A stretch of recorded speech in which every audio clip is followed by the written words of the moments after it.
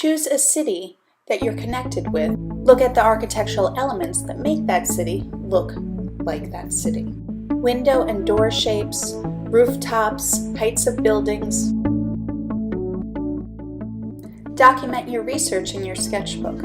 Use words and sketches. Foundation for your fantasy city by drawing a horizon line and vanishing points. The vanishing points may have to be located off of your paper, like mine on these extendable paper flaps.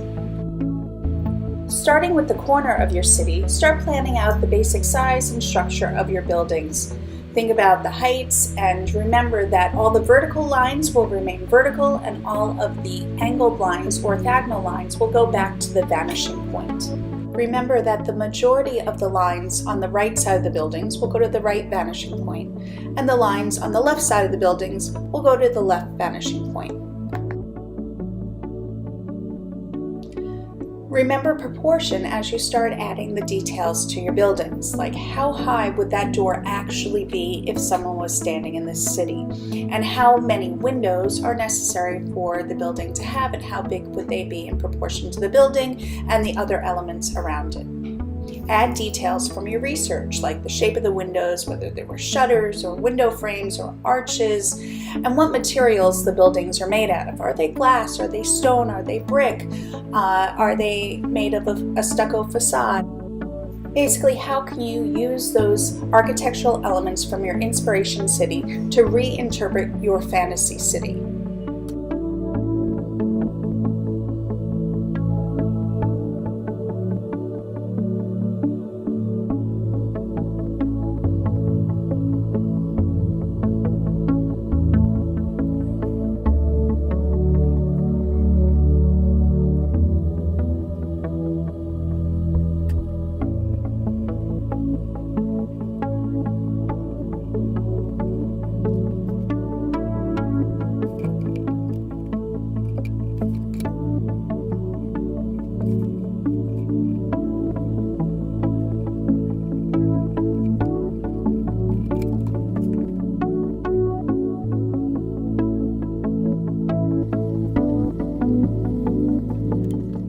With my limited color palette, I chose my light source to come from the right side, so the right side of my buildings are all going to be lighter and the left side of my buildings are going to be darker. And it also gives me an idea of which side to put the shadows on for the windows, doors, and any elements that stick out.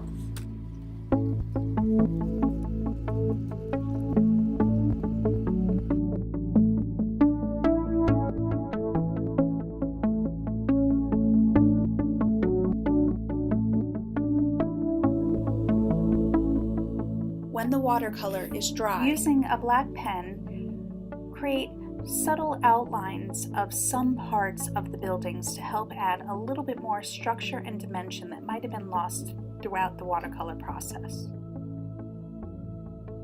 Keep these lines loose and flowing and try not to use a ruler when doing them.